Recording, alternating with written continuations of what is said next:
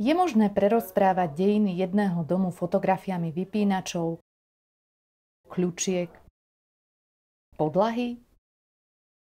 Viac ako 10 rokov som fotografovala život predmetov vo funkcionalistickom dome postavenom architektom Alexandrom Skuteckým. V spoločných priestoroch od kotolne po hromozvod a 10 bytoch som hľadala pôvodné prvky, ktoré tu prežili od postavenia v roku 1936. Pozorovala som, ako sa pod vplyvom obývania nájomníkmi a spoločenských udalostí menili, odstránili či zachovali. Sledujem, ako jedným domom pretiekli veľké dejiny 20. a 21. storočia, typické pre krajiny bývalej východnej Európy a odrazili sa na bežných detailoch, s ktorými sme v každodennom kontakte. Pohľadom, dotykom. Projekt má pre mňa silný osobný rozmer, pretože v jednom z bytov viac ako 70 rokov bývala moja rodina. Zaznamenávam vždy len detaily, no ich podoba často o nájomníkoch prezradí veľa, podobne ako náznaky okolitého priestoru. Aj preto objektívny spôsob fotografovania prepájam s krátkými vyjadreniami, ktoré približujú okolnosti vzniku z môjho pohľadu.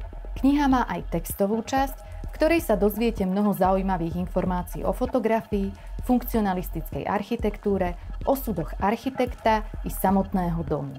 V knihe bude viac ako 700 záberov prehľadne zoradených podľa poschodí a priestorov. A keďže príbeh domu je typický pre náš stredoeurópsky región, mnohé stavby stretli podobné osudy a chcem, aby mal čo najväčší dosah na vnímanie architektúry a dizajnu, vydávam knihu v spolupráci s českým vydavateľstvom Pozitív.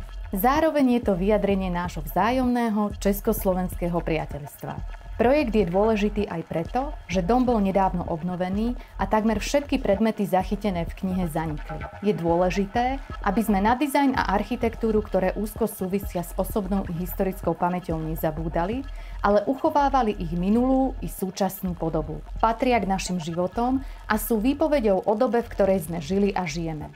Ďakujem vám za vašu pozornosť a podporu.